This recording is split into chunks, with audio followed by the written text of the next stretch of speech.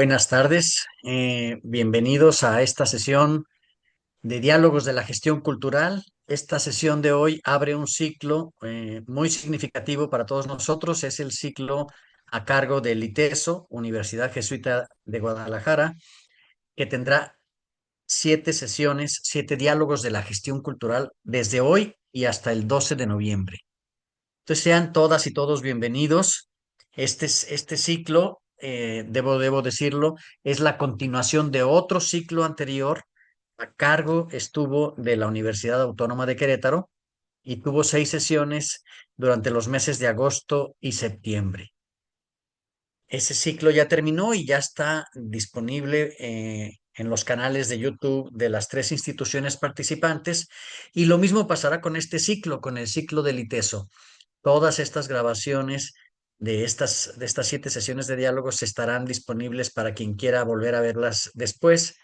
Insisto que estos 2 ciclos pues corren a cargo de 3 organizaciones, ¿no? Tanto el ITESO, Universidad Jesuita de Guadalajara, como la Universidad Autónoma de Querétaro, y el grupo anfitrión a cargo pues del programa Diálogos de la Gestión Cultural, que ya lleva, por cierto, 200 sesiones, 200 sesiones. La de hoy abre el tercer centenario y nos da mucho gusto y mucha alegría.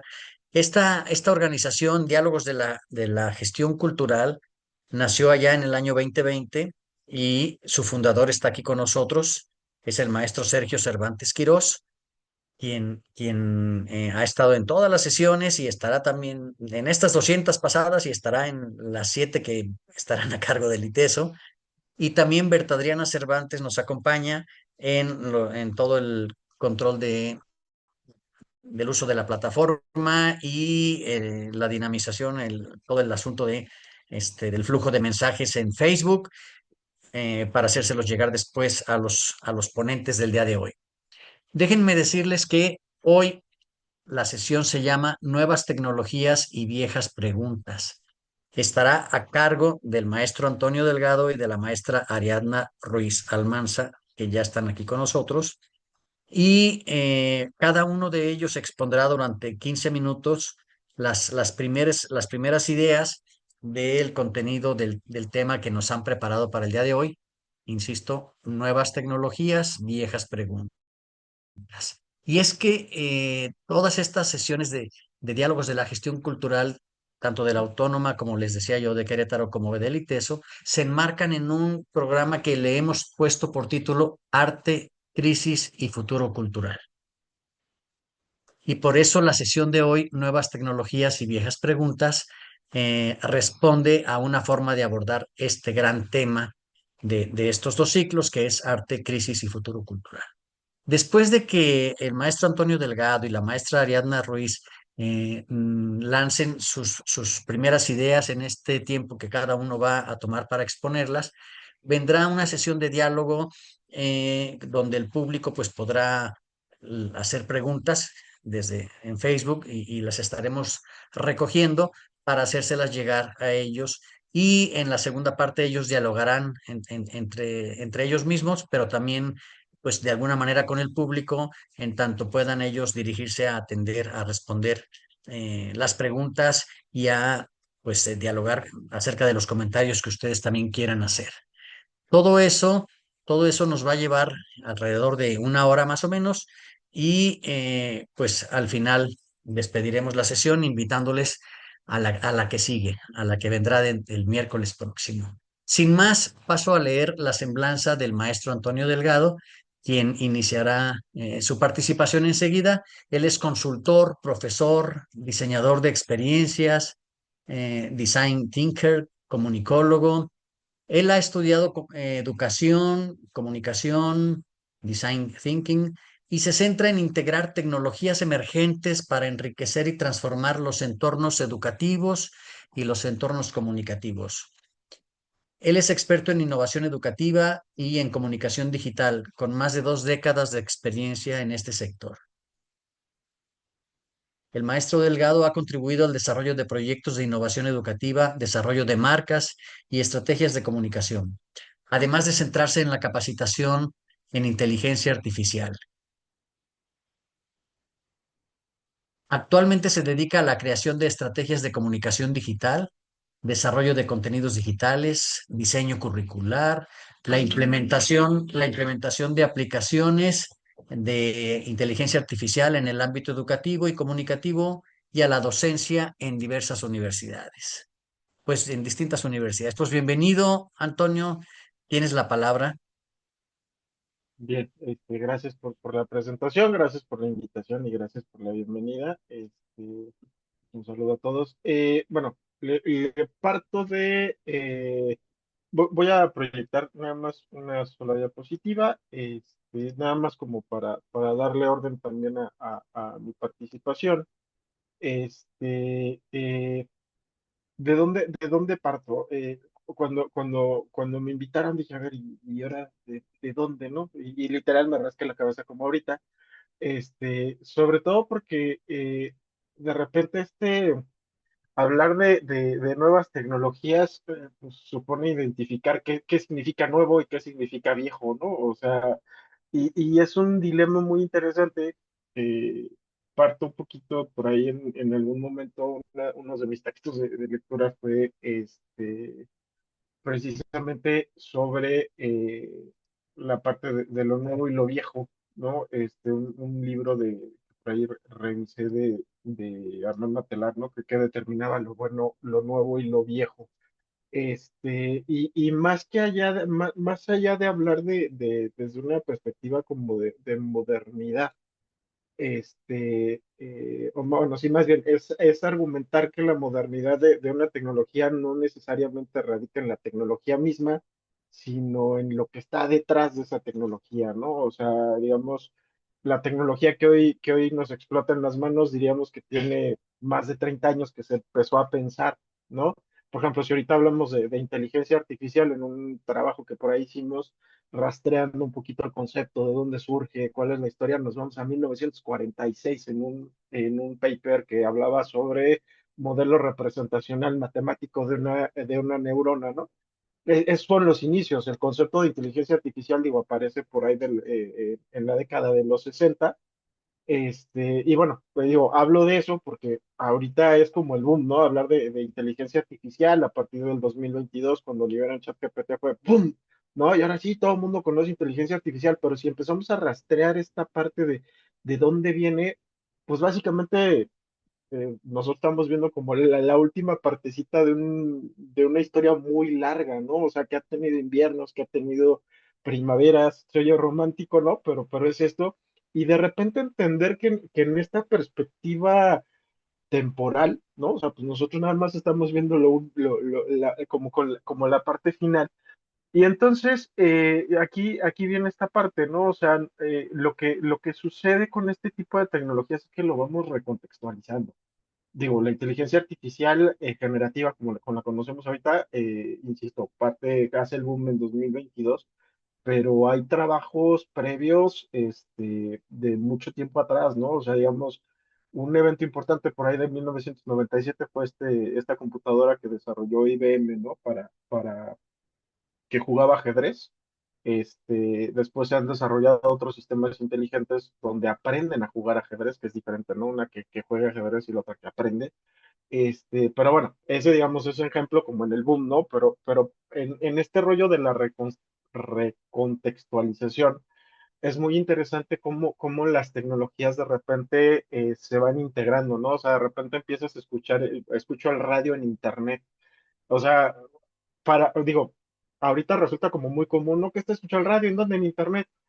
Y es una tecnología que son dos tecnologías que se están integrando, que se están reconfigurando, y que también esto lleva a preguntarnos el papel de los sujetos, de los actores que estamos en ese proceso, ¿no? O sea, si bien de repente ahorita hay todo un boom, ¿no? Sobre entender al usuario de una forma diferente, que también produce contenido, por ejemplo, en estrategias de marketing que usan esta de contenido generado por el usuario, que son también conceptos que vienen como desde muy atrás, ¿no? O sea, hay un libro por ahí, Wikinomics, que de Dan Tapscott, por ahí del 2002, creo, 2004, que habla precisamente como de entender al usuario que también es productor o consumidor. Digo, es un concepto viejo, pero que también se vuelve a utilizar, ¿no? Entonces volvemos otra vez a este falso dilema de lo nuevo y lo viejo.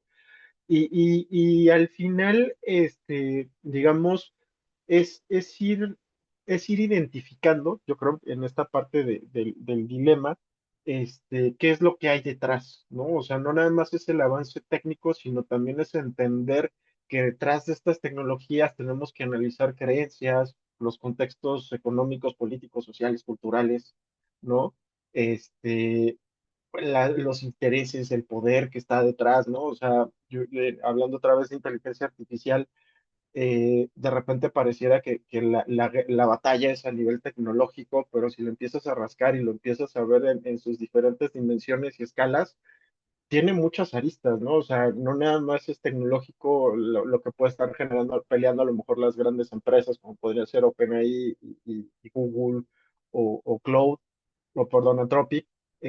También hay una batalla comercial detrás de eso, ¿no? O sea, recientemente, por ejemplo, firmaron un convenio OpenAI con NVIDIA para usar los chips, y eso te lleva a pensar en términos de a quién le pertenece, ¿no? O sea, esta parte de la información, esta parte de los monopolios de la información, y si ahora decimos que esta es nuestra base de verdad, lo que salga de inteligencia artificial, pues detrás hay contextos, hay poderes, hay economía, y entonces dices, ¿y esto a quién le pertenece, no? O sea, ¿cuáles son los sesgos con los que vamos a trabajar? Entonces, no nada más es pensar en el dispositivo, sino en lo que está detrás de este tipo de tecnologías. Yo diría primero por ahí. Segundo, entender que esta tecnología, este, supone, no es algo nuevo, ¿no? Digo, que era con lo que empezaba, ¿no? O sea, la disrupción tecnológica de repente parece inesperada, pero la realidad es que viene trabajándose desde mucho tiempo atrás. Y yo creo que ahí uno de los puntos importantes es pensar que no, que, bueno, por ahí me baso mucho hay un autor que me gusta mucho de repente para explicar esto, Nicolás Taleb. Tiene un libro que a mí me gusta, se llama El Cisne Negro, ¿no? Entonces él dice, a ver, de repente le achicamos cosas que son como sorpresas, ¿no? Porque parecen eventos impredecibles y atípicos. Ponemos otra vez el caso de ChatGPT en 2022 y que de repente generan un impacto muy fuerte y que como no sabemos de dónde viene, pues de repente empezamos a racionalizar y explicar, ¿no? O sea, cómo ha estado ocurriendo, pero a veces no necesariamente nos vamos a la perspectiva histórica y multidimensional que podría tener este desarrollo. Y digamos, por ejemplo, aquí podríamos hablar, por ejemplo, en el caso de YouTube, ¿no? O sea, no fue una evolución lineal, pero de repente empieza a transformar las prácticas o la producción audiovisual, estamos hablando del 2007, 2008, ¿no? O sea, como la apropiación fue llevando la tecnología a generar otro tipo de contenido y a modificar otro tipo de prácticas. Y aquí yo creo que también nos lleva a la pregunta como de pensar en términos de predicciones, ¿no? O sea, y creo que a veces funcionamos muy así a nivel de usuarios, ¿no?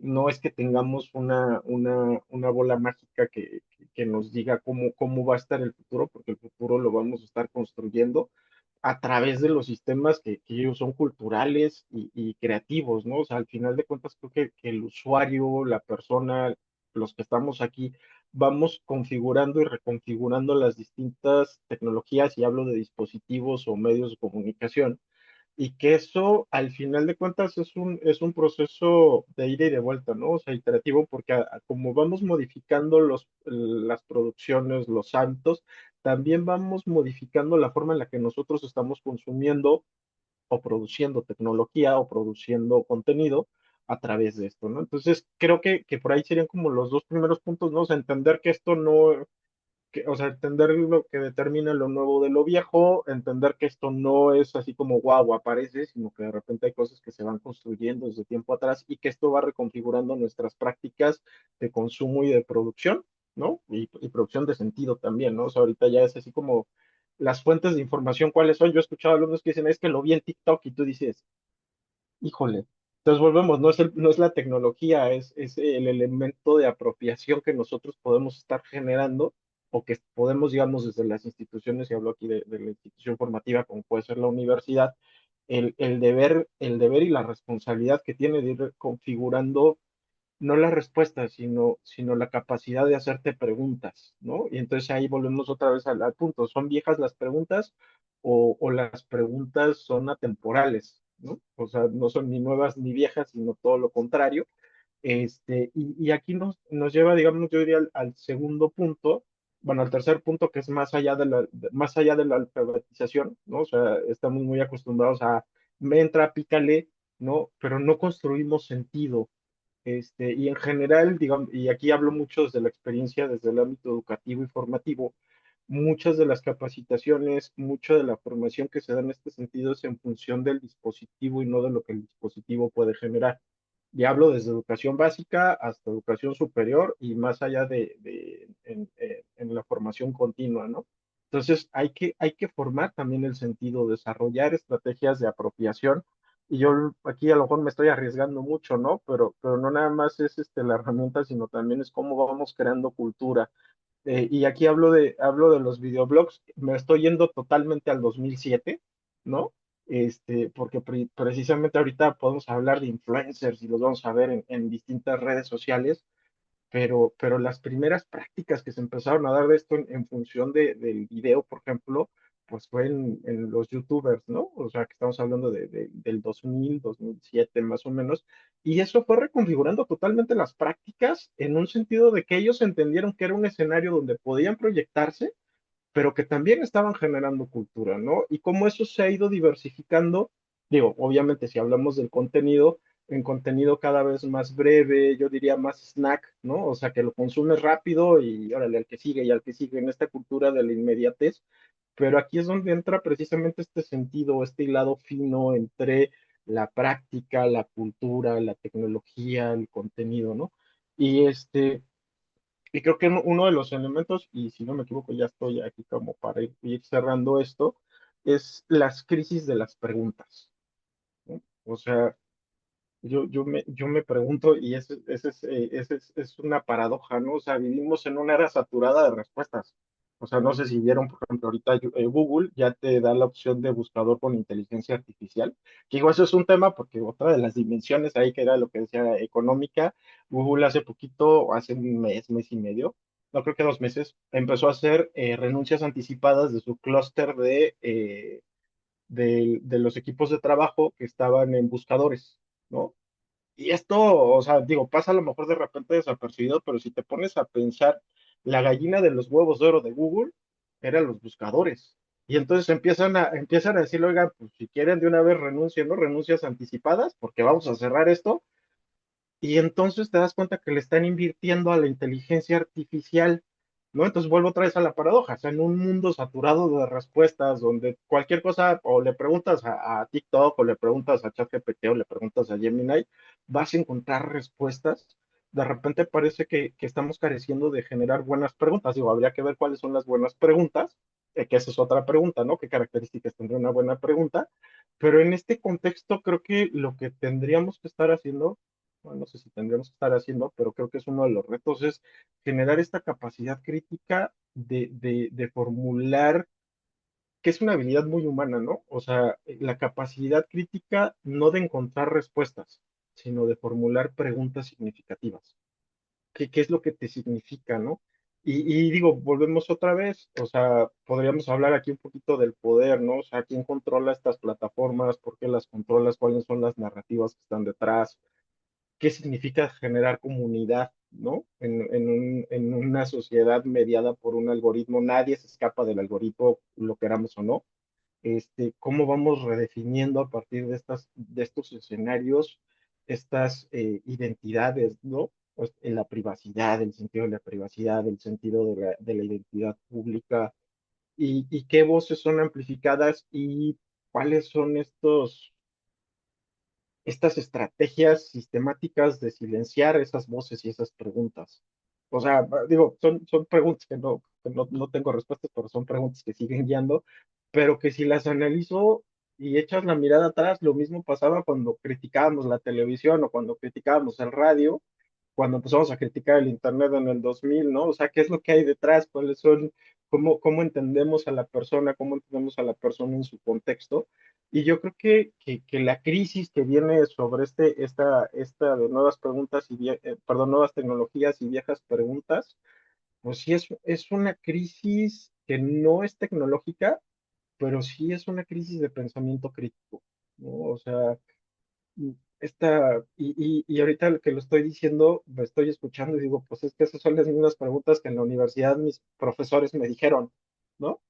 O sea, que mis profesores me hacían, que me hicieron en la maestría, que me hicieron en el doctorado, y dices, ay, entonces por eso vuelvo otra vez a de donde partía, ¿no? O sea, las preguntas son atemporales, son preguntas, y esta parte de lo nuevo y de lo viejo, pues al finalmente va a tener su contexto a partir, perdón, va a tener su sentido a partir del contexto de donde estemos parados, ¿no? O sea, no es lo mismo digo, Guadalajara tiene muchas Guadalajaras, dependiendo de la zona en la que estés, te vas a hacer preguntas con diferentes contextos.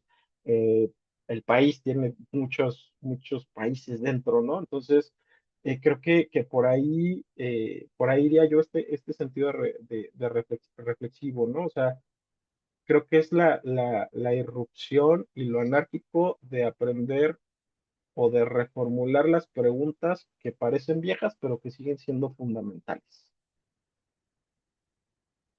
Entonces creo que, bueno, yo digo que por ahí irían algunas de mis ideas, ¿no? Aprender a reformular las preguntas. Y bueno, Muy bien, por ahí sería. muy bien. Muchas gracias, Antonio, por tu primera intervención. Volveremos a ello más adelante. Gracias por tu participación y ahora vamos a darle la palabra a la maestra Ariadna Ruiz para escucharla también y luego vendrá la sesión de diálogo. Déjenme presentarla. Ella es profesora, la maestra Ariadna Ruiz Almanza, es profesora en el Departamento de Estudios Socioculturales del ITESO en Guadalajara. Ella es maestra en comunicación por la misma Universidad de Guadalajara. Actualmente integra el equipo de trabajo del laboratorio llamado Moira Narrativas en Tránsito del ITESO. Es un equipo especializado en producciones transmedia.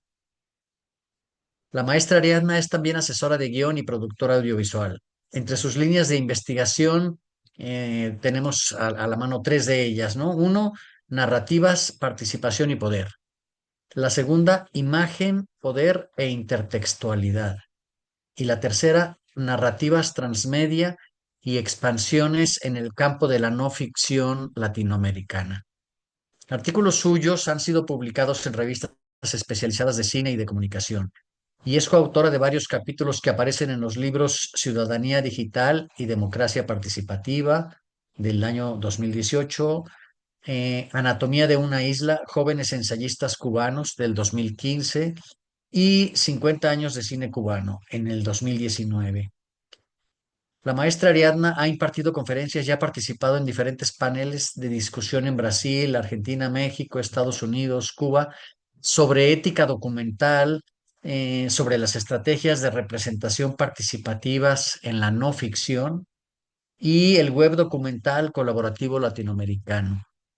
Pues está con nosotros la maestra Ariadna, tienes la palabra. Hola, muchas gracias, Alfonso, Antonio, a todas y todos quienes nos acompañan en esta tarde de hoy. Muy agradecida por la invitación y más por el enorme placer de platicar con Antonio, con Toño, sobre estos temas que además nos apasionan a los dos. Voy a presentar también de manera muy rápida una guía.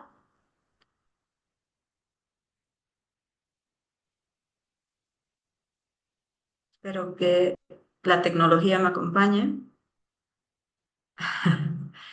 Este, bueno, yo lo primero que quisiera como decir es un poco como enmarcarme, y, y un poco iniciar un poco como compartiendo mi lugar de enunciación en esto, ¿no? Cuando Alfonso y Ruth me hicieron la invitación, o sea, me quedé pensando como desde dónde también, ¿no? Y bueno, pues yo lo he trabajado más bien yo me enmarco dentro de los estudios de la comunicación audiovisual, ¿no? Y desde ahí es de donde creo que pudiera aportar a esta maravillosa adelanto que nos hace Toño, ¿no?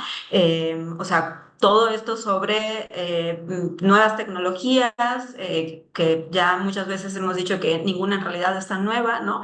Y sobre estas preguntas y poder enmarcarlo justamente pues en lo que han venido siendo como mis estudios y mis devenires investigativos que tienen que ver con pensar todo esto en el campo audiovisual en general, ¿no? Entonces yo voy a colocar mis primeros piensos desde ahí y bueno, para empezar, lo primero sería como a lo mejor colocar esta primera idea de que si pensamos en el campo audiovisual y pensamos en lo que ha sido primero el cine, luego el video, ¿no? Los distintos formatos audiovisuales, cine digital, es decir, los distintos formatos, pues todos nacen desde el cinematógrafo, ha sido una práctica que ha nacido muy vinculada a desarrollos tecnológicos, ¿no? Es decir, no pudiéramos pensar de alguna manera en este campo sin pensar cómo ha impactado, y lo entrecomillo, o qué es lo que ha generado distintos desarrollos tecnológicos para pensar, por supuesto, en estos dispositivos de captura de la realidad, ¿no? De estas imágenes en movimiento, ¿no? Si lo pensamos desde el cinematógrafo para acá, ¿no? Y ahorita que escuchaba a Toño hablar sobre YouTube, estaba justamente pensando en esto, ¿no? Es decir, cuántas cosas han cambiado y qué es lo que ha pasado y cuántas cosas se han reconfigurado, ¿no? Desde una experiencia cinematográfica, como el cinematógrafo, por ejemplo, a distintos formatos y prácticas audiovisuales el día de hoy, ¿no? Eh, y eso me lleva justamente a pensar en estas preguntas de las que hablaba Toño, ¿no? Esas preguntas del detrás, estas preguntas que nos llevan de alguna manera a meternos en ese entramado de relaciones que posibilitan un dispositivo tecnológico, y a su vez que estos dispositivos tecnológicos funcionan como mediaciones para producir ciertos contenidos, narrativas y demás, ¿no? Entonces yo pensaba justamente, ¿no? O sea, si pensamos ese campo audiovisual, claro, pienso en desarrollos tecnológicos, pienso en dispositivos de captura de la realidad, ¿no? Pienso en cómo se fueron configurando y creando lenguajes, ¿no? Y cuando pensamos en lenguaje pensamos en convenciones, pero pensamos en poder, pensamos en mirada, ¿no? Y pensamos todo esto, por supuesto, como parte de un sistema, ¿no? Que también tiene, digamos, como su dimensión macro y está detrás lo económico, ciertos ordenamientos, lógicas, ¿no? También poderes, y por supuesto pensamos en sujeto y en todos los procesos de subjetivación que hay a través de todo esto, ¿no? Y esto entendido como campo, digo, aquí yo lo coloco de esta manera, pero por supuesto que está absolutamente todo relacionado, ¿no? Digamos, no hay una cosa que esté funcionando primero que la otra, sino que justamente se dan en esa matriz de relaciones, ¿no? De ese ida y vuelta. Y pensaba justamente en cuáles pudieran ser, más que yo colocar preguntas, más como líneas, ¿no? Como indagaciones, ¿no? Claramente que si yo pienso en campo, pues voy a estar pensando pues en estas configuraciones, tensiones, ¿no? Instituciones, actores, repliegues, ¿no? Y estoy intentando hacer como algo más en una clave de poder pensar todo esto en distintos momentos, ¿no? En distintas coyunturas y en distintos como contextos sociales y culturales también, ¿no? Cómo estas preguntas me pueden llevar a problematizar lo que pudo haber sido una experiencia o ciertas prácticas audiovisuales en una época, con ciertos actores, ¿no? Y en un contexto situado o en otro, ¿no? Lo mismo si pienso, por ejemplo, en estos desarrollos tecnológicos, ¿no? O sea, intentando entrarle justamente a lo que está detrás y a lo que sostiene y que le hace operar social y culturalmente, pues pienso no tanto en la tecnología, un poco Toño hablaba de esto, ¿no? Sino en los discursos tecnológicos que hay, ¿no? En el poder de una enunciación tecnológica, en la capacidad configurativa y técnica, ¿no? De los modos de ver y de representar, ¿no? A mí serían como las preguntas que más como que me llamaría como a problematizar, ¿no? Claro que pensamos en alfabetizaciones, democratizaciones, usos, ¿no? Fue lo mismo el cinematógrafo que el video de los años 80, ¿no? Que todos los procesos de democratización, que lo que ha venido con la digitalización, con las hibridaciones, ¿no? Pero digamos, ¿cómo trascendemos esto, ¿no? Y podemos, digamos, como ir a todo lo que sostiene este entramado y esta matriz, ¿no? Lo mismo si pienso en dispositivos de captura, ¿no? O sea, nos pudiera llevar perfectamente a hablar sobre la dimensión ética, sobre los sesgos tecnológicos, Toña también hablaba, ¿no?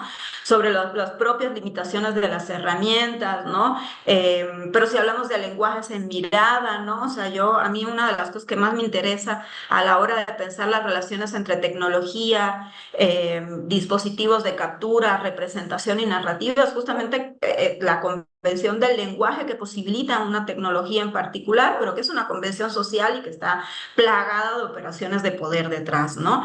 Y cómo a través de uno de estos elementos realmente puedo conectar con otros, ¿no? Entendiéndolo, por supuesto, como una práctica en general, ¿no? Entonces, digamos como que pensaba en toda esta mediación audiovisual y me llevaba a reflexionar en algo muy puntual que tiene que ver con, si hablamos de tecnología, viejas, nuevas, lo que querramos, hablamos de preguntas viejas, nuevas, contemporáneas, otras preguntas, pero me llevaba a pensar en una categoría que tiene que ver con las emergencias. ¿No? Y las emergencias tecnológicas, narrativas, es un tema que acá en el laboratorio Moira, este laboratorio del Departamento de Estudios Socioculturales con el cual colaboro y con el cual desde hace unos años yo junto a otros colegas, Jorge Valente, Ana Ibarra, Julián Gutzai, Alan Simón, es decir, varios colegas, vamos pensando justamente pues cuál es el sentido de un espacio académico, formativo, profesional, estudiantil, para pensar emergencias dentro del campo audiovisual contemporáneo, ¿no? Es decir, ¿por qué valdría la pena pensar? ¿Qué nos permiten pensar esas emergencias? ¿A dónde nos conducen, no? ¿Por qué no hablamos nada más de narrativas, no? Es decir, lo contemporáneo en ese sentido, ¿a dónde, o sea, a dónde nos lleva, ¿no? De alguna manera y en qué nos introduce. Y hay algo muy, que más bien les quisiera como compartir, porque a lo mejor puede ser un poco otra línea de reflexión dentro de todo esto, de lo que hablaba Toño y de este entramado de lo que hay detrás, y es algo a lo que de alguna manera reflexionamos en el laboratorio a la hora de decir, no nos interesa pensar en la IA o en el 360 o en una realidad aumentada para pensar los nuevos formatos audiovisuales o en el VR, ¿no? O sea, no nos interesaría pensarlo nada más en la irrupción tecnológica como tal, sino justamente en lo que está produciendo en términos de relaciones detrás, ¿no?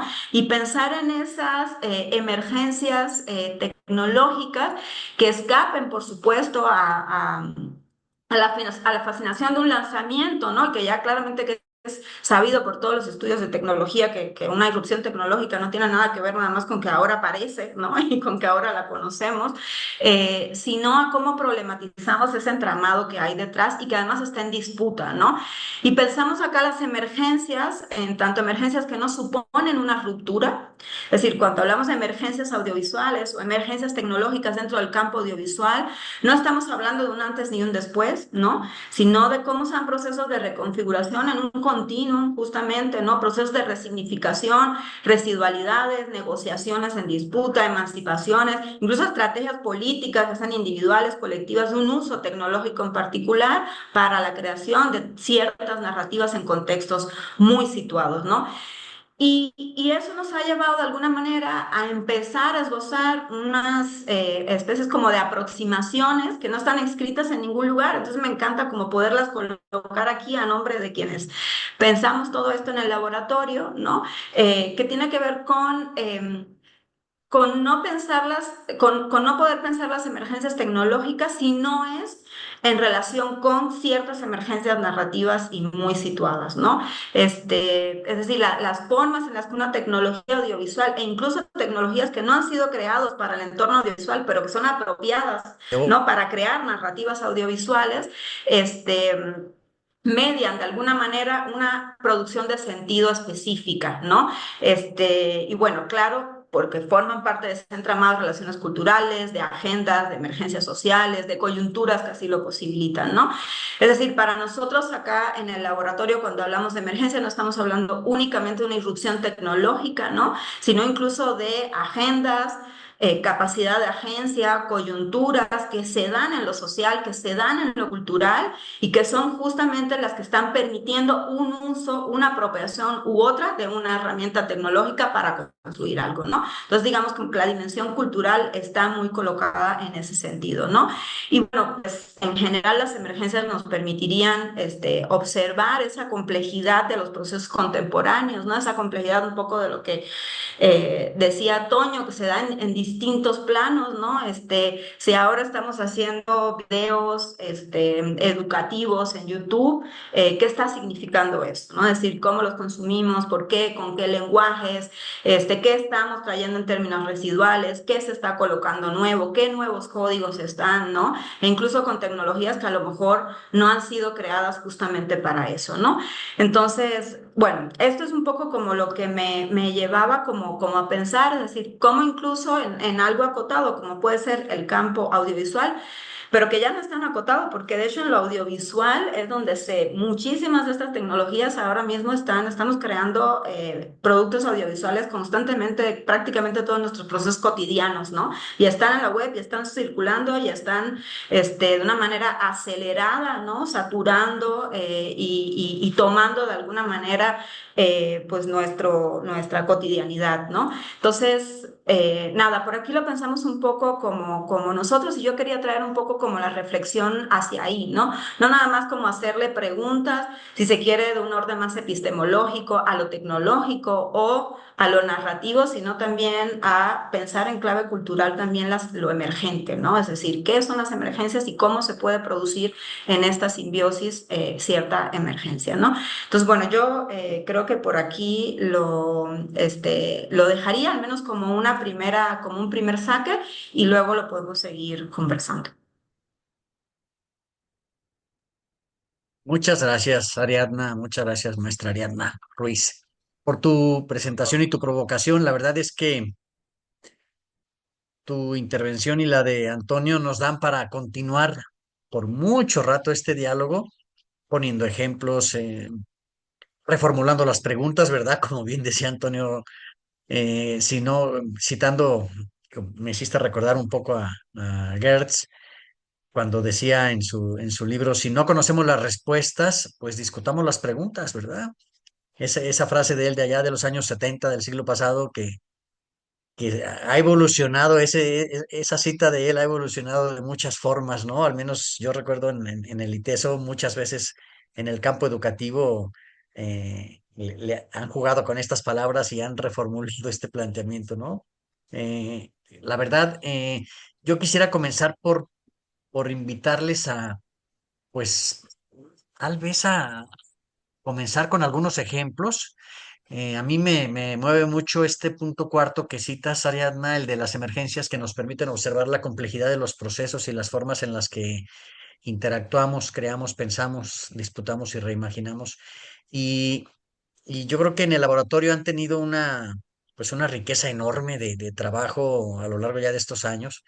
No sé si quisieras, para abrir cancha, compartirnos dos o tres ejemplos de este trabajo ante las emergencias tecnológicas, cómo las podemos ir llevando al terreno de la gestión cultural, ¿verdad? Pero no me extiendo más, te cedo la palabra, por favor. Y por ahí podemos ir hilando con Antonio también este tema de las viejas preguntas. Adelante, Ariadna. Sí, muchas gracias, Alfonso. Mírame, digamos, hay varios frentes y líneas en el laboratorio, pero yo creo que ahora que hablas vinculado un poco como a la gestión cultural, pensaba en un evento muy particular que tiene un espacio más bien muy particular que tiene el laboratorio que se llama Garage Inmersivo y es un evento gestionado en este caso digamos, es un espacio gestionado por estudiantes, también como por profesores, pero digamos una especie como de semillero de proyectos donde lo que hacemos del lado acá es justamente todo esto que estamos pensando y que estamos intentando problematizar, pues convertirlo en experiencias muy puntuales, ¿no? Y lo que hacemos es que partimos de intentar cruzar una tecnología análoga o digital con una narrativa social o con una problemática social, ¿no? Y a través de un proceso, por ejemplo, más bien a través de un proceso de investigación, estudiantes y profesores lo que hacen es intentar diseñar metodológicamente talleres, ¿no? O un espacio, digamos, digo, esto está enmarcado en un contexto educativo, en un contexto universitario, pero pudiera perfectamente, digamos, como replicarse o irse, ¿no? Digamos, como a otro tipo de sectores o poder pensarse, ¿no? En otro tipo de experiencias, ¿no? Y nada, lo que intentamos en el laboratorio es que un poco la filosofía del laboratorio es cómo producir conocimiento crítico sobre todos estos temas, que no queden en el paper, que no queden meramente en los formatos académicos tradicionales y en una especie de reconocimiento de otros lenguajes en la producción de conocimiento crítico, empezar a bajar todo eso a espacios como, digamos, como que realmente desborden el paper o que desborden, digamos, lo académico en términos más formales, ¿no? Y Garage Inmersivo es un poco eso, ¿no? Es todo lo que está a nivel, digamos, como investigativo, teórico, propuestas epistemológicas, ¿no? Y demás problematizaciones, intentar crear un diseño de experiencia de aprendizaje tal cual, con una ruta metodológica creada por estudiantes, donde no nada más digamos, ¿no? Toda esa apropiación crítica de la tecnología en relación a lo narrativo no esté descrito, sino esté construido a través de una experiencia de aprendizaje. Entonces, los estudiantes lo que hacen es tal cual es diseñar un escenario metodológico, ¿no? Eso les mueve y les descentra hablando de preguntas totalmente, ¿no? Porque llegan a Garage creyendo que van a hacer una obra artística o que van a hacer una obra audiovisual para exponer y realmente tienen que dar dos pasos hacia atrás y lo que tienen que hacer es diseñar un escenario colaborativo para que colectiva y participativamente se cree mientras se reflexiona, ¿no? Poniendo a prueba unas categorías teóricas, investigación y ciertas tecnologías, ¿no? Y lo que sucede es como, es una experiencia como bien bonita porque justamente casi siempre se llega a la pregunta de esta tecnología que puede ser un lápiz, nunca me la imaginé para hacer, qué sé yo, cine en vivo y resultó siendo, ¿no? Es decir, porque la deriva creativa te va llevando a eso, ¿no? A descentrar la tecnología del contexto para el que fue creado y a poder imaginar críticamente en términos de emancipación de uso de esa tecnología, para qué más me puede servir en función de un reconocimiento de sujetos muy puntuales, de contextos y demás, ¿no? Entonces, digamos, intentándolo vincular para no darle tantas vueltas a la gestión cultural, yo creo que aquí más bien lo que me llevaría a pensar es en cómo pudiera, por ejemplo, un modelo similar pensarse, por ejemplo, para otro tipo como de prácticas comunitarias con ciertos grupos, públicas, ¿no? Es decir, muchas veces lo que queremos es como ya llegar y hacer el proyecto y a lo mejor pues, lo que vale la pena es como dar dos pasos atrás, ¿no? Y poder pensar justamente eh, pues qué tipo de proyecto quieren, ¿no? Con quiénes, reconocer ciertos actores, con cuáles tecnologías, ¿no? Por ejemplo, en el campo audiovisual sucede mucho, ¿no? Queremos hacer cine comunitario, participativo y hacerlo con el 360 y llegamos y nos damos cuenta que los materiales que circulan están en WhatsApp y que la herramienta que conocen es otra y que más que tecnologías tienen ciertas tecnicidades de uso para tal cosa, ¿no? Y hay que reformular los proyectos, ¿no? Y un poco lo que hacemos en Garage es eso, ¿no? Es como partir de esa base más política de la investigación misma, ¿no? Entonces, no sé, pensaría que puede ser un camino, por ejemplo, para cuando queremos hacer proyectos, ¿no? Como de gestión que tienen un componente tecnológico tan importante o tan al centro.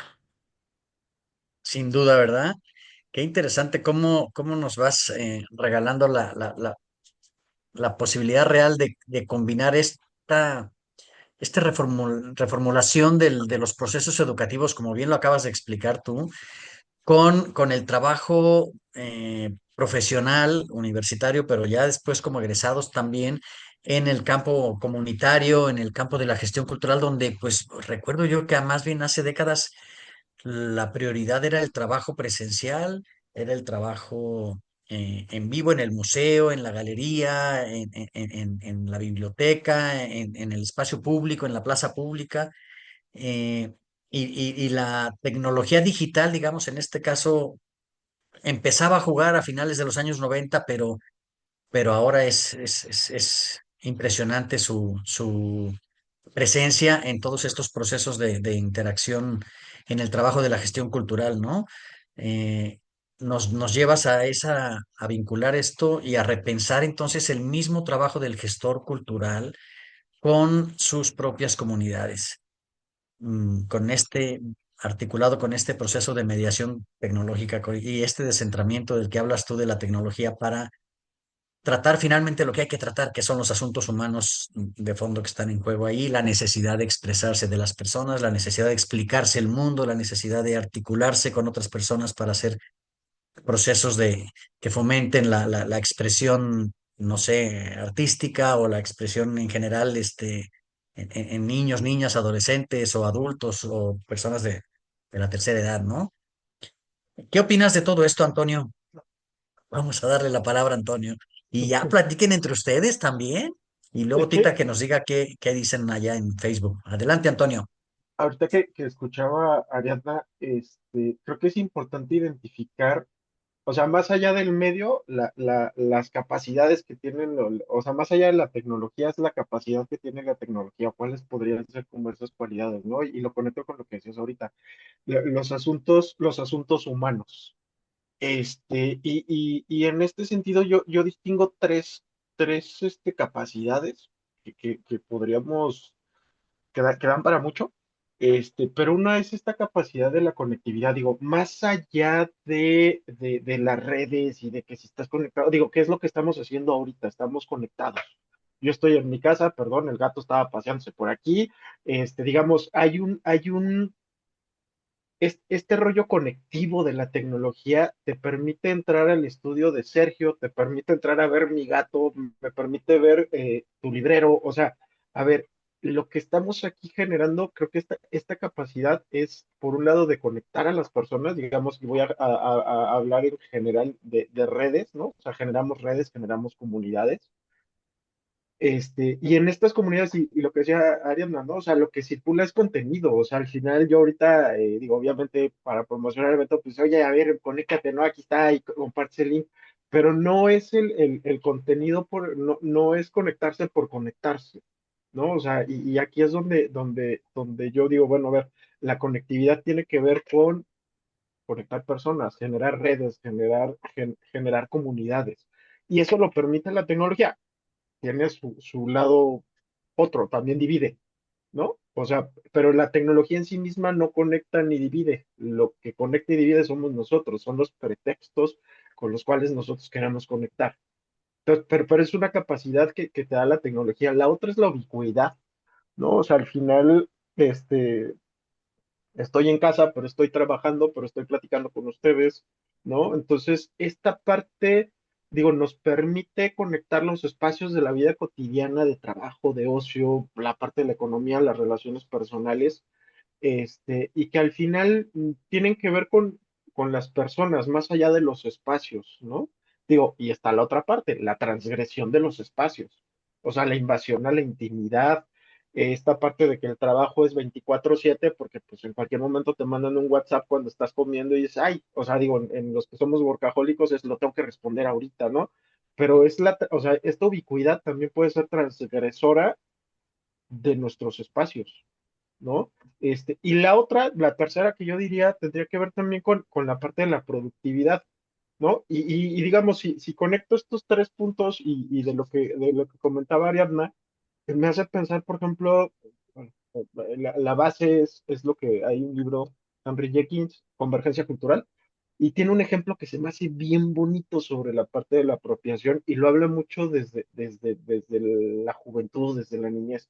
Habla mucho del caso de Harry Potter, ¿no? Como a partir de un dispositivo como puede ser el libro, número uno, se empezaron a desarrollar habilidades de lectura, habilidades de escritura, y digamos, ya si le queremos meter un poquito más, estaríamos hablando de esta parte como del fandom, ¿no? De Harry Potter, pero más allá de eso, se empezaron a crear historias contra la discriminación, o sea, digamos, desde la narrativa de Harry Potter, cómo se crearon estas historias, estos cuentos, que básicamente te llevaban a generar, volviendo otra vez, ¿no? O sea, te llevaban a generar comunidades y estas comunidades, lo interesante es que iba más allá de los libros y tenía que ver precisamente con las comunidades que se iban creando, ¿no? O sea, al final de cuentas, y creo que lo maneja digo, ¿quién soy yo para criticarlo, no? A Henry Jenkins, pero él dice, bueno, aquí hablamos de inteligencia colectiva, hablamos de este rollo de cómo crear contenido, ¿no? O sea, desde las comunidades, cómo se empieza a generar.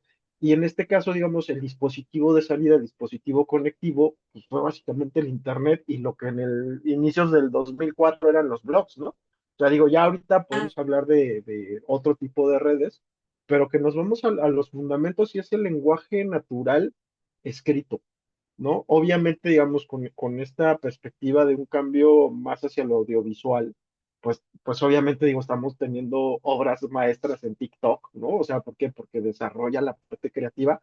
Y lo interesante, y creo que por eso también me gusta mucho lo que decía Adriana, es cómo también nosotros podemos, como instituciones formadoras, acompañar ese proceso de apropiación tecnológica y de generación desde ese espacio, ¿no?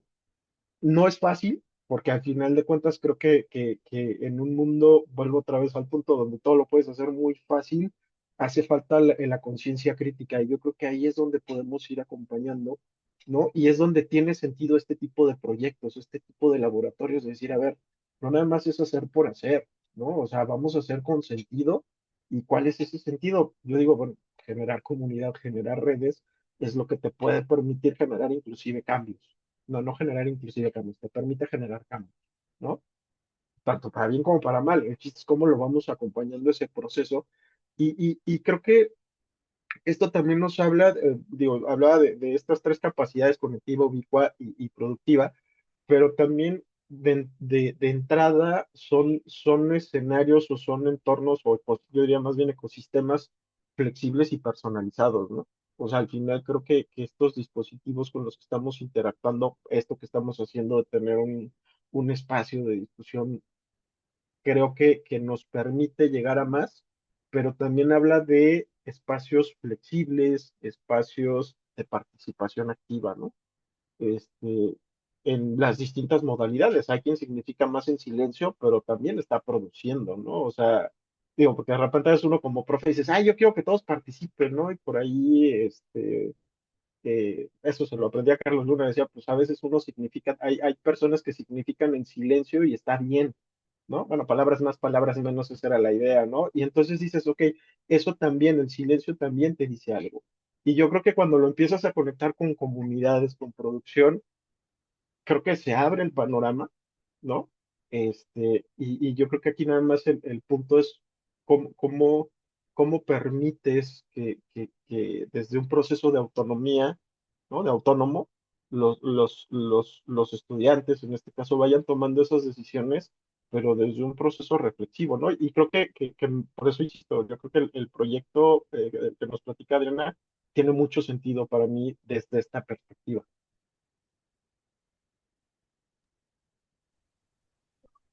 ¿Puedo sumar algo? ¿O sí? Ya Adelante. está, ya estamos, vamos a echar Este, café. es que, o sea, me hiciste recordar también, Toño, ahora cuando hablas de esto de la capacidad conectora, ¿no? Y que, claro, en muchos de los estudios sociales sobre tecnologías, además, ¿no? Y desde la comunicación, claro, hay un punto común que es, sí, la tecnología no es, digamos, por sí sola, no hace cosas, ¿no? O sea, hay valores culturales detrás, ¿no? Hay todo un entramado social que está operando en qué hacemos con esa tecnología, cómo, para qué lo usamos, ¿no? Entonces, sí, no es que sola conecte de alguna manera, ¿no? Tiene que haber una voluntad de conectar con y de conversar sobre algo, pero también hay algo muy importante que, bueno, ha venido mucho de las humanidades digitales y seguramente tú lo conoces bien con todas las críticas que pueda tener, pero que tiene que ver con ese estudio de reconocer en términos como, digamos, un poco más como de affordances, ¿no? De ciertos medios, cómo interactuamos también con y a través de, ¿no?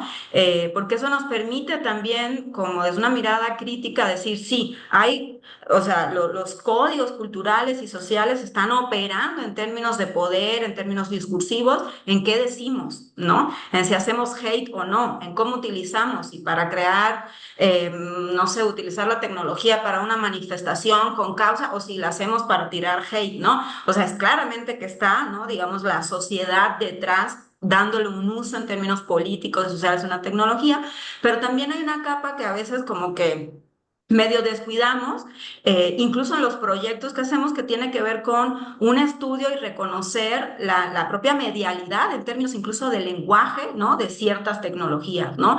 Es decir, la manera en la que interactuamos con y a través de un dispositivo, ¿no? Por ejemplo, en un espacio abierto es muy distinta que a través de una red social, ¿no? Y hay códigos digitales y hay cosas que me atrevo a decir y hay cosas que no, y hay cosas y en cierta red siento que tengo más libertad, ¿no? O que en otra red siento que tiene un affordance más enciclopédico y puedo decir todo, ¿no? Entonces es como, o sea, pensándolo e intentándolo unir también con lo que, con la provocación de Alfonso para decir, bueno, y esto para las y los gestores culturales que, o sea, yo creo que poder entender la tecnología y la presencia tecnológica a la hora de crear un proyecto, ya sea de intervención o, digamos, de la naturaleza que sea, es no nada más ir a la tecnología y diseñar su uso y su aplicación en tal proyecto, porque, digamos, desde el sentido común a lo mejor es la que más nos está permitiendo conectar o no, sino irnos a algo más profundo también y poder estudiar y ver cómo conecta esa tecnología, que son distintas las maneras también, ¿no?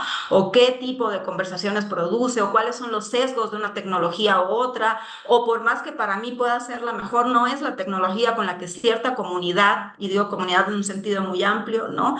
Pueda estar trabajando más o menos. Entonces, la selección, por ejemplo, de una tecnología, digo, en mi juicio tendría, para un proyecto, tendría que ir también en función de el reconocimiento de las y los sujetos para quienes ese proyecto pues más van a usar esa tecnología, ¿no? Entonces, por eso lo de poner siempre en un contexto situado todo, ¿no? Entonces, me llevas un poco a pensar en eso, ¿no? O sea, como en esa capa que a veces quienes estamos más en los estudios sociales o demás, a veces desdeñamos de las humanidades digitales porque sí tiene muchas críticas el tema de las tecnologías para algunos y algunas desde ahí, pero yo creo que hay un aprendizaje que a veces se nos olvida y que tiene que ver con el reconocimiento de cómo narra y una medialidad en particular, ¿no?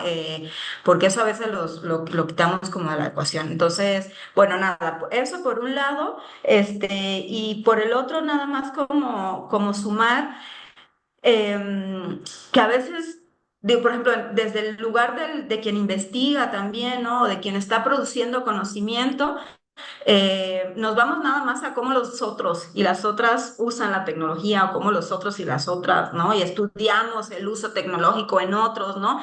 Y a veces descuidamos también el transparentar y el hacernos preguntas de la mediación tecnológica que estamos teniendo en nuestras propias investigaciones, acercamientos, capturas de la realidad y demás, ¿no? Y casi nunca eso está, por ejemplo, ¿no? Transparentado o formando parte de la ecuación como una mediación del conocimiento que estoy generando en un proyecto, en un proceso muy particular, ¿no? Entonces, esa sería otra dimensión a la cual yo le haría preguntas también, ¿no? Desde el lugar que estamos, ya sea un investigador, un profesor, una profesora, un gestor, ¿no? ¿Cuál es la mediación tecnológica que también estamos teniendo nosotros para producir algo, ¿no? No, siempre nos vamos como a estudiarlo en las y los otros, ¿no? Fíjate que ahorita me ponía a pensar con este tema, digo, es que yo lo veo también como desde la formación, ¿no? O sea, digo, yo me dedico a la capacitación y en general, y de repente te metes como en en este rush, ¿no? De desarrollo de contenido y cómo funcionan las redes. Y ahorita que te estaba escuchando, decía, pues sí, o sea, de repente te vuelves un consumidor, aunque tengas cierta perspectiva y lo que quieras, metodologías. Esta cuestión como de la autoobservación o autoposicionamiento o autocrítica de lo que estás haciendo, lo que estás diciendo, Y más allá de eso, también por qué lo estás diciendo, ¿no? Y más que por qué, ¿para qué lo estás diciendo? O sea, de repente el autodiscurso, así como de, no, sí, esta parte emancipadora, democrática, y ahorita escuchaba, ¿no? O sea, te escuchas ya, ¿qué, o sea, ¿qué tecnología es tan democrática? Digo, al final de cuentas, digo, Internet no todo el mundo tiene acceso a Internet, no todo el mundo tiene acceso a inteligencia artificial, y, y, y entonces me quedo con la pregunta, ¿no? O sea, ¿y cuáles son los otros escenarios que estamos dejando fuera, ¿no? O sea, porque estoy pensando ahorita, ¿no? O sea, ¿cuáles son las capacidades como estudiante, como docente, como gestor que tienes que tener para, para desarrollar contenido, ¿no? O sea, por ejemplo, que es la otra parte formativa. Digo, una cosa es entender el ecosistema y la otra cosa es cómo en ese ecosistema suceden este tipo de interacción y cuáles son, perdón por el gato, cuáles son esas interacciones que generan valor, ¿no? Y cuáles son las habilidades o competencias que tendría que tener el sujeto para entrar en un entorno digital, en una tecnología digital, y que dices, bueno, pues son procesos a veces de representación, de mediación, yo diría, ¿no? O sea, ¿y eso cómo lo formas? ¿Cómo lo acompañas? Y muchos de nosotros, a lo mejor estoy siendo muy generalista, muchos hemos ido aprendiendo como sobre la práctica, ¿no? Así como, pues mira, aplica, y entonces te empiezas a hacer las preguntas, pero creo que ese ejercicio constante de autoobservación de repente se nos pierde. Bueno, no voy a generar, se me pierde, ¿no? Porque, porque entendemos que de repente el contexto es así y estamos en un mundo tan inmediato, ¿no? Todo tiene que ser rápido, ágil, que pocas veces nos sentamos a tratar de entender ese contexto, ese escenario, para hacernos las preguntas, ¿no? No sé, bueno, digo, por ahí digo, me despierta muchas, más que respuestas, dudas y preguntas que me estoy haciendo en este momento. Les quiero comentar que tenemos también dos preguntas de la audiencia, y se las voy a hacer si gustan de una vez para que sigamos nutriendo la plática. Primero les voy a dar rápidamente saludos que mandaron, por ejemplo, Alfredo Saras, saluda desde Zapopan, Jalisco. Está también Jorge Aarón, que dice que se conectó desde Chiapas. Está Andrés Reina y manda saludos desde el Caribe mexicano, Quintana Roo. Silvia Cano, saludos desde Manzanillo. Y Raúl Sinovas dice que está desde Huatulco. Y ahora les voy a leer dos preguntas que surgieron. Bueno, Ariadna, Ruth ya nos había hecho una pregunta antes, pero ya Ariadna nos hizo favor de responderla. Entonces, tenemos otra pregunta de Ruth y otra pregunta de Juan Mendoza. Les voy a leer en orden las dos. Si gustan, se las leo de corridito. Está la de Juan Mendoza que dice, haciendo mención del adelanto tecnológico, ¿cómo influye la inteligencia artificial en las narrativas de la gestión cultural? Y Ruth Rangel dice, ya Ariadna nos compartió el ejemplo de Moira y de Garage Inmersivo, que era la pregunta anterior. Paso entonces a otra pregunta. Cuando nos hacemos esas preguntas para, en el caso de los gestores culturales, traducirlas en lógica de proyectos, ¿qué tendríamos que hacer para que esa conectividad, ubicuidad de la tecnología se traduzca en comunidad y no en aislamiento? Se traduzca en producir, hacerse, escuchar y no solo en consumir. Creo que es de lo que, justo de las preguntas que Antonio también planteaba, ¿no? Muy buenas preguntas, las estoy pensando. Es que mi respuesta inicial sería no hagas nada primero. O sea, siéntate, tómate un café y ve cómo está la cosa. O sea, creo que de repente tenemos esta línea de todo se tiene que convertir en proyecto, ¿no? Y el proyecto desde dónde lo haces, desde dónde determinas esas necesidades, desde el gestor, desde la comunidad, o entiendes la comunidad y te haces las preguntas y dejas que la comunidad empiece a hacerse sus preguntas. O sea, insisto, es una cultura del proyectitis, ¿no? Y no es que esté mal, yo creo que es parte de lo en una sociedad en la que estamos inmersos, pero también es esta, ¿cómo decirlo? todo tiene que ser resuelto, todo tiene que ser rápido y a veces confiar en que puede ser una metáfora, los frijoles tienen un tiempo para cocerse, no lo puedes hacer antes, no lo puedes hacer después. Y digo, la metáfora sirve hasta que te puedes salir de ella, me salgo de la metáfora. Entender los procesos comunitarios tiene su tiempo. Y digo, voy a retomar algo que no tiene que ver con tecnología. En algún momento tuve la oportunidad de estar en Chiapas, allá en la sierra, como después de 12 horas de caminar, llegamos a la comunidad y la comunidad estaba debatiendo porque en ese momento fue cuando cambiaron de obispo. Y bueno, fue una reunión que empezó a las 6 de la mañana y terminó como a las 3 de la tarde y nadie se paró hasta que la comunidad dijo que todos estaban de acuerdo, ¿no? Y todo el mundo tenía derecho a decir su palabrita, decían, yo voy a decir mi palabrita, y decían su palabrita. Digo, uno viene decían, pues tú eres Caxlán, ¿no? Entonces te sentabas y pues, no entendías porque estaban aparte hablando en Tojolabal y con la persona que iba me decía, pues ustedes están escuchando y aquí todo mundo tiene derecho a hablar y hasta que todo mundo esté de acuerdo se hacen las cosas. Con uno que no esté de acuerdo no se hace. Y vuelvo otra vez a lo que decía, ¿no? O sea, yo creo que la primera capacidad para poder generar procesos, proyectos con tecnología o desde estos escenarios o estos ecosistemas digitales, la primera es entender cómo funciona la comunidad y que la comunidad vaya tomando esas decisiones, ¿no? O sea, y yo creo que son procesos bien difíciles porque este mundo de la inmediatez, de resolver, nos lleva tiempo, nos consume.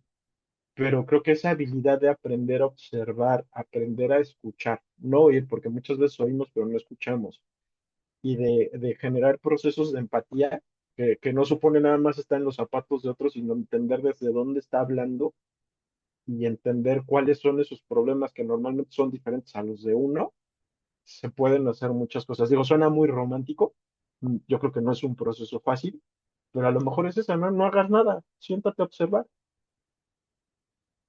Digo, obviamente cuando estás en tiempos escolares, pues tienes que hacer un proyecto, ¿no? Y no puedes decir, ay, pues ahí siéntense, ¿no? Hay un tiempo que cumplir, hay procesos administrativos, pero creo que a veces esa lógica a veces funciona más, porque creo que cuando entiendes el problema, cuando te dedicas a entender el problema, la respuesta puede fluir más rápida. Creo que por ahí podría ser algo.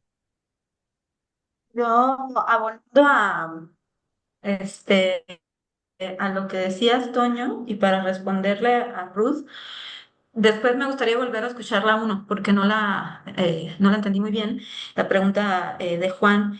Yo creo que hay digo, y que pasa en el campo del cine, de la cultura en general, de la academia, ¿no? Como una tensión ya histórica entre lo extractivista y la romantización del campo, ¿no? Entonces, y creo que tan malo es pensar en mi proyecto y me da igual y para mi proyecto necesito tal comunidad y voy a ir, lo voy a hacer ahí, ¿no? Y con extractivista no quisiera ponerlo en un sentido literal, porque entonces cualquier obtención de algo sería extractivista, sino cuando hay un ejercicio de poder sobre ciertos datos y propiedad intelectual o cultural o demás de ciertas comunidades, ¿no? Y me parece que tan malo es esa postura que ha sido tristemente muy común en muchos proyectos de intervención y demás, como la otra, ¿no? Como la de caer en la romantización y creer que un proyecto participativo es más participativo porque la comunidad entera tiene que estar de acuerdo, ¿no?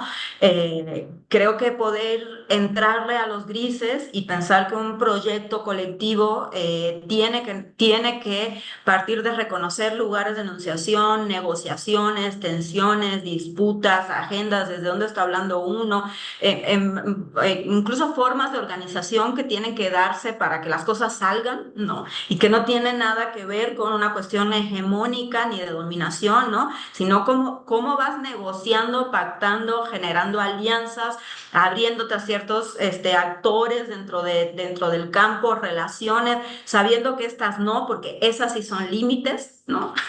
En donde a lo mejor la comunidad no puede negociar, pero con cuáles sí, ¿no? Y yo creo que de lo que se trataría en términos le voy a decir participativo y lo entrecomillo, yo entiendo lo participativo en el reconocimiento de un ejercicio de poder en la toma de decisiones colectiva, ¿no?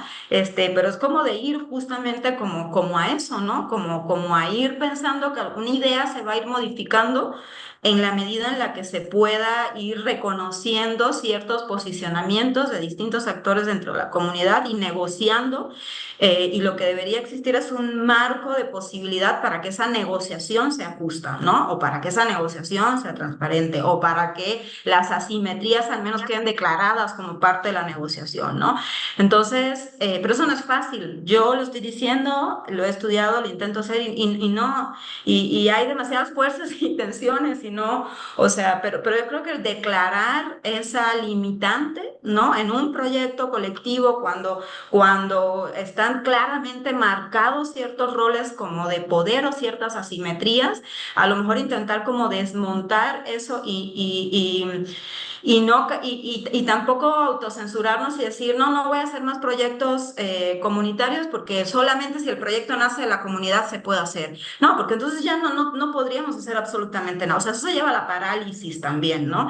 Y me parece que está pasando con muchos de los lenguajes y discursos hoy, ¿no? Que rozan lo políticamente correcto, ¿no? O sea, yo creo que ya también habría como que deconstruir eso, ¿no?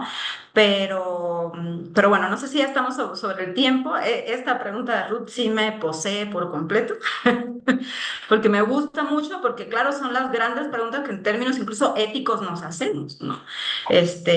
O sea, pues, ¿cuál es el sentido? ¿Para qué? ¿No? O sea, ¿a dónde vamos con, ¿no? Ahí están las grandes preguntas, ¿no?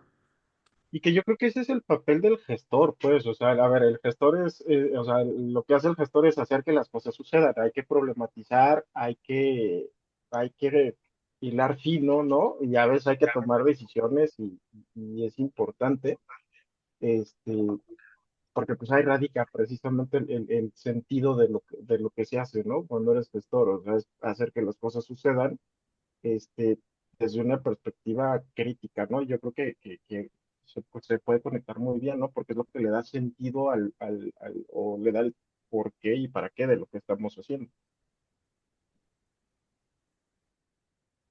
Wow. Oigan, muchas gracias. La verdad es que sí estamos sobre el tiempo, Ariadna, y creo que conviene ir cerrando. No sé si quisieran ustedes decir algo para cerrar su intervención, o Tita, no sé si tú tengas un último comentario o pregunta como para ir cerrando. Si no hay nada, Berta, entonces les pasamos la No, voz a Ariadna y a Antonio. no tenemos Gracias, gracias, nada. Tita. Bueno. A ver, Ariadna, Antonio, quisieran agregar algo. La verdad es que la manera como han cerrado la intervención es magistral. A mí me parece que han tocado la esencia de la gestión cultural y cobra sentido el título de esta sesión, ¿no? Nuevas tecnologías, viejas preguntas.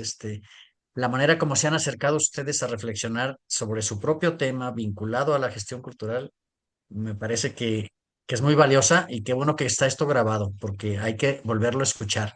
La- las la- la- las reflexiones de ustedes son sensacionales, me parece. De veras, rozan y penetran en eso que vivimos los gestores culturales en el día a día y que a veces nos cuesta trabajo ponerle palabras. Creo que ustedes lo han hecho muy bien. ¿Quisieran agregar algo antes de cerrar? No, pues yo más bien agradecerles, y a lo mejor nada más em, irnos con la idea de poner al centro, respondiéndole un poco más a Ruth, la capacidad que tenemos en este tipo de proyectos de poner al centro la articulación, ¿no? O sea, pensar en procesos y en que un proyecto es proyecto en la medida en la que pueda articular y cómo articulamos, yo creo que es una metáfora bonita y que, bueno, para quienes trabajamos en el laboratorio, que trabajamos lo transmedia, ahí es lo que nos interesa en términos procesuales, ¿no? Cómo un proyecto empieza a articular y a crear redes, ¿no? Entonces, yo creo que lo dejaría más como metáfora, ¿no? La red y la articulación. Y muchas Muy bien, gracias. muy bien, gracias, Ariadna. Antonio, ¿quisieras agregar algo para cerrar? Yo agradecer la invitación, De repente, digo, por cuestiones profesionales uno está en la inmediatez y está haciendo cosas, entonces de repente sentarte y pensar o reflexionar o recuperar, hacer este ejercicio, digo, agradezco porque es muy rico, e insistir en esta parte, ¿no? O sea, al final creo que no perdamos esa capacidad de de hacernos preguntas ante un mundo donde las respuestas abundan, ¿no? Y las respuestas pueden ser de diferente calidad, enfoque, etcétera, pero creo que la capacidad de no perder esa capacidad de hacernos preguntas, ¿no? O sea, a lo mejor desde la más simple, ¿no? O sea, ¿qué pasa si cambio esto?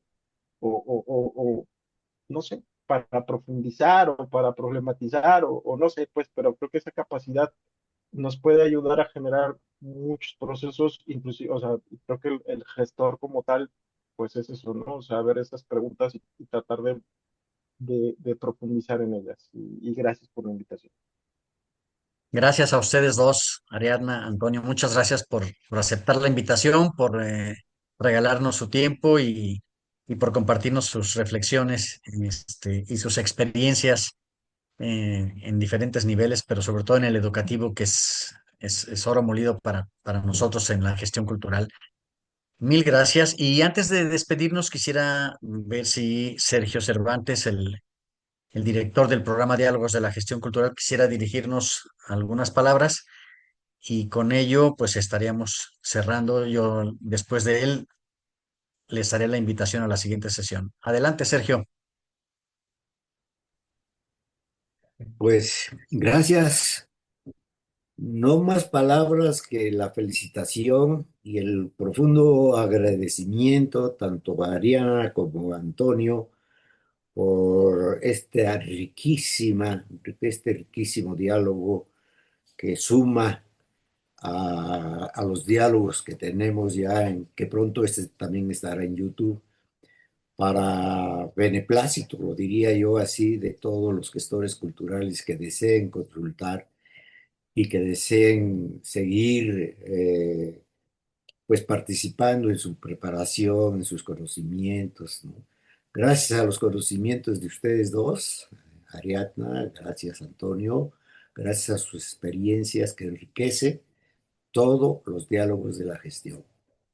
Gracias a ti, Alfonso, por ser el gestor, ahora sí, el gestor cultural, de que el ITESO pudiera participar con nosotros para bien de esta comunidad de gestores culturales que ya es bastante grande. Sí, ¿verdad? Al menos, ¿cuántos hay inscritos ya en tu programa? ¿8,000? Algo así, ¿verdad? 8,000, Sí, andamos por los 8,500, creo. Sí, ajá. sí.